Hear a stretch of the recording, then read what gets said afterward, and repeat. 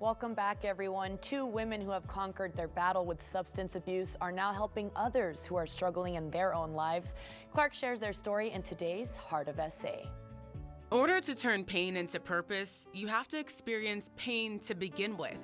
Abigail Moore is the CEO of the San Antonio Council on Drug and Alcohol Awareness, and the position she's in now is a product of what she experienced in her past. As a young child, I ended up in foster care, in the foster care system, and in children's shelters growing up.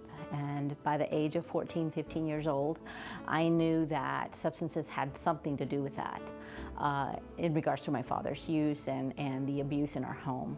When Abigail was just 13 years old, she was removed from her home by Child Protective Services. But after a little more than 2 years in the system, things began to change. After that, my father was completely out of the picture. He didn't want to do the work he needed to do to get me back. But my mom did. And I got to go back home with my mom and my brothers. Returning home came with its set of challenges. Abigail became a mom at the age of 17 while she was getting back on her feet and attending high school. Thankfully, she had the support she needed to finish. Because I had so much support by my CPS caseworker, by my therapist, by my mom, by the church, by just the community at large. I was able to finish high school, go to college, and do the things that I needed to do to take care of both of us. For many, this level of support isn't accessible. Catherine Phelps is a recovery coach at Sakata. In her own journey, she struggled with substance abuse, domestic violence, and even lost her own children to the system. I'm a mother, and the ball really dropped when I lost custody of my children to the state. When she hit rock bottom, she fought her way back up.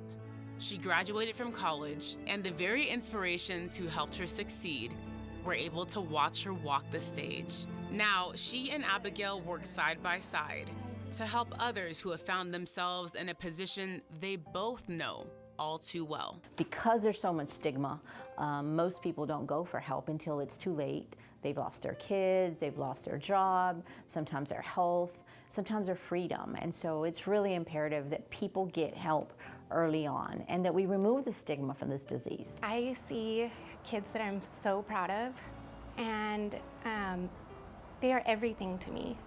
They are the fire underneath me that keeps me pushing, that keeps me going, and I'm just so grateful that I get to experience a real relationship with them today. I know that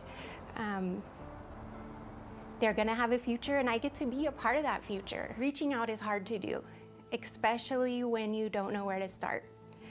And here at Sakata, we can help you navigate that path to healing and figure out where to start. The San Antonio Council on Drug and Alcohol Awareness has many free services available. If you or someone you love needs help, for more information, you can visit sakata.org.